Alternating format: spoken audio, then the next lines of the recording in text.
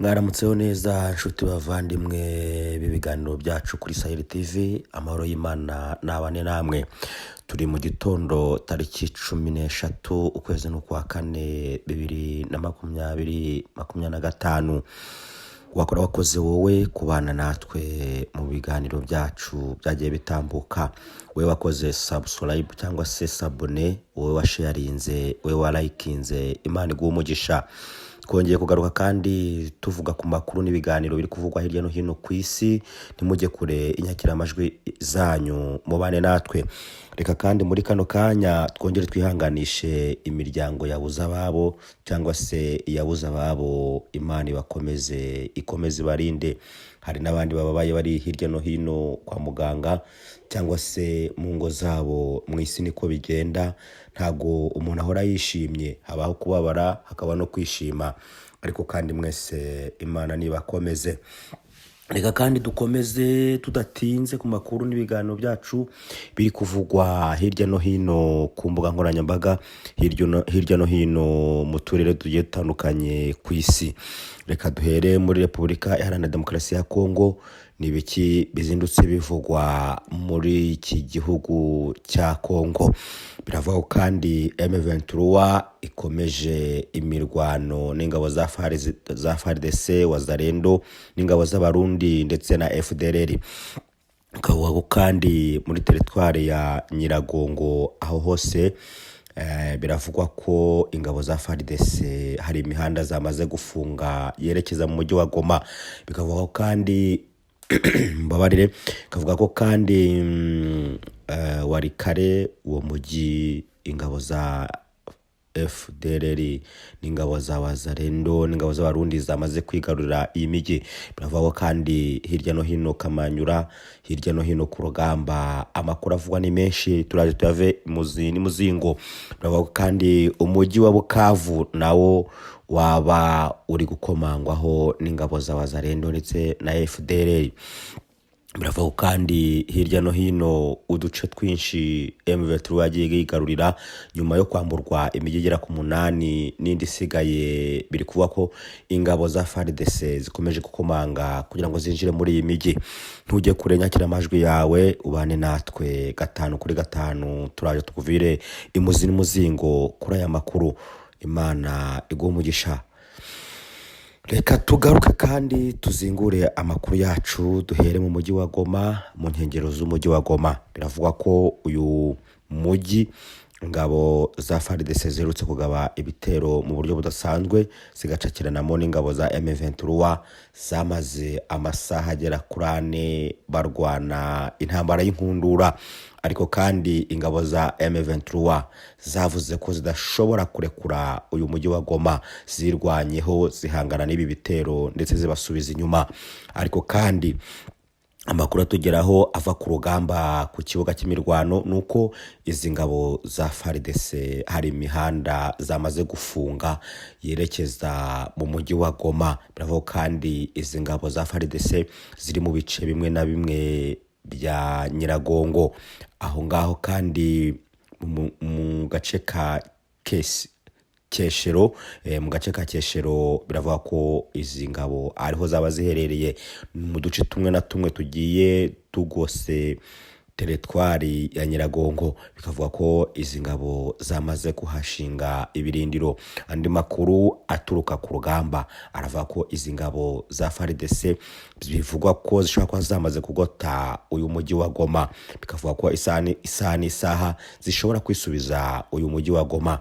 Ariko kandi M23 umuvugizi wayo ku munsi w'ejo tariki 12 mu rukerera humvikanye amakuru avuga ko uyu muvugizi cyangwa se uyu uhagarariye aka gace ka Goma, uri kuyobora iyi province ya Goma, biravuga ko uyu mugabo yamaze gutangaza ko abaturage baryama bagasinzira, ko umutekano ari wose. Ariko kandi haragenda humvikana amakuru amwe namwe mu duce twegeranye n'umujyi wa Goma abaturage baturiye umujyi wa Goma bavuga ko M23 itabacungira umutekano. Ni mu mashusho yagiye acaracara hirya no hino ku mbuga nkoranyambaga, aba baturage bari kuvuga ko berekana imisozi bavuga bati iriya misozi ibereye aho nta basirikare bayiriho, bivuze ko izi ngabo ziza zisanga. Bagasaba ko ingabo za M23 zasatira ibi bice bagiye barimo byegereye umujyi wa Goma ndetse bagacunga umutekano ku buryo bukomeye. Aba baturage bakomeje bavuga ko nubwo nta kibazo bafite ariko batabona ingabo za M23 kuri patrouille haba ku manywa cyangwa nijoro. Bikavugwa ko rero bafite impungenge z'uko isaha ku isaha ingabo za FARDC zabagabaho ibitero ndetse bakisubiza uyu mujyi wa Goma. Harashize amasaha make uyu uhagarariye uyu mujyi wa Goma, uri kuyobora umujyi wa Goma, avuze yuko abaturage baryama bagasinzira bakagubwa neza, ko ingabo za M23 zikomeje gucunga umutekano mu buryo budasanzwe. Yavuze ko kandi nubwo bumvikanye urusaku rw'amasasu ahagana saa 4 kugera saa 9 ko babashije kwirwanaho bagasubizayo ibi bitero. Bavuze ko kandi izi ngabo zabaciye muri humye zigaca mu duce tumwe tugiye tugose uyu mujyi wa Goma, ari naho banyuze bagaba ibitero ku buryo budasanzwe. Ni imbunda nini zumvikanaga zirasa mu mujyi wa Goma ndetse n'imbunda ntoya. Bivuze ko barwanye urugamba rutoroshye, ariko kandi kuri ubu bakavuga ko agahenge ari kose mu mujyi wa Goma. Dukomeze amakuru yacu hirya no hino ku rugamba ku kibuga cy'imirwano muri Repubulika ya Demokarasi ya Kongo. Amakuru aturuka mu mujyi wa Bukavu aravuga ko hagana ku birometero 7 uvuye mu mujyi wa Goma hasanzwe inka zapfuye, ariko hataramenyekana ababashije kwica izi nka. Abaturage bakaba baburirwa kudakora ku nyama z'izi nka kuko batazi icyazishe, bataza guhura n'ingaruka. Ariko kandi muri kano gace ku birometero bigera kuri 7 uvuye mu mujyi wa Bukavu haravugwa ko aho hose hagoswe n'ingabo z'abazarendo bitegura kuza gucakirana n'ingabo za M23 mu kugira ngo barebe ko babambura uyu mujyi wa Bukavu. Uyu mujyi wa Bukavu kandi umaze igihe kitari gitoya ucungirwa umutekano n'ingabo za M23 cyo kimwe n'imijyi ya za Kamanyura n'imijyi ya za Uvira. Ariko amakuru aturuka ku kibuga cy'imirwano avuga ko uyu mujyi wa Uvira ingabo za M23 zamaze kuwamburwa. Icyakora ntituramenya neza niba umujyi wa Kamanyura wo uri mu maboko y'izi ngabo za M23. Ariko kandi andi makuru ava ku kibuga cy'imirwano avuga ko ingabo za M23 uduce zaba zisigaranye harimo agace ka Bukavu ndetse n'agace ka Goma. Ariko kandi bikavuga ko iyi M23 yaba igotewe hamwe muri iyi miji, bikavuga ko ishobora kuza guhangana n'ingabo za FARDC ndetse na FDLR. Bavuga kandi n'ingabo z'ababirigi zikomeje gutera ingabo z'aba wazarendo mu bitugu mu guhashya iyi M23.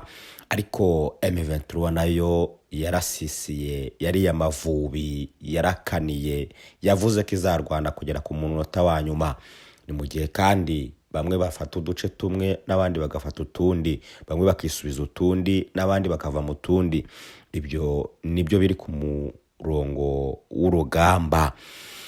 Reka kandi tugaruke mu bice bya Nyiragongo ahari kuvugwa nabwo intambara itoroshye. Aha muri Nyiragongo, muri teritwari ya Nyiragongo, aho bivugwa ko izi ngabo z'abazarendo zaba zamaze gukambika zigafunga imwe mu mihanda yerekeza mu mujyi wa Goma. Haravuga ko kandi baba bari gutegura ibindi bitero karabutaka mu mujyi wa Goma. Ariko kandi M23 nayo niko idahwema kugenda ishinga ibirindiro bidasanzwe ku mujyi wa Goma kuko badashaka kurekura uyu mujyi. Bavuga ko kandi bazahashya umwanzi bakarwana kugera ku munota wa nyuma. Ni mu gihe izi ngabo za M23 zimaze gusubizayo ibi bitero byari bikomeye by'ingabo za FARDC bagasubiza inyuma. Ni mu mugambi bari bafite wo kuza kwigarura umujyi wa Goma, ariko M23 igapfubya ibi bitero byari bije bidasanzwe. Uyu mutwe wa M23 mu minsi itambutse mu mezi nk'atatu ashize wari waramaze kwigarurira ibice bikomeye byo mu gihugu cya Repubulika Iharanira Demokarasi ya Kongo, ndetse aho wari ugeze kure waragiye ufata ibice bidasanzwe, harimo umujyi wa Kamanyura, harimo umujyi wa Uvira, harimo umujyi wa Goma, umujyi wa Bukavu ndetse na za Rucuro n'ahandi hagiye hatandukanye. Aho hose iyi M23 yari yagiye ihigarurira, ikomeje kurwana rero mu buryo budasanzwe, ivuga ko irwanira ukwishyura ukizana k'umunyamurenge cyangwa se k'umukongomani wari wese uvuga ururimi rw'ikinyarwanda, dore ko bavuga ko ubutegetsi bwa Repubulika Iharanira Demokarasi ya Kongo butemera ko abanyekongo bavuga ikinyarwanda ari abenegihugu ku butaka bwa Repubulika Iharanira Demokarasi ya Kongo.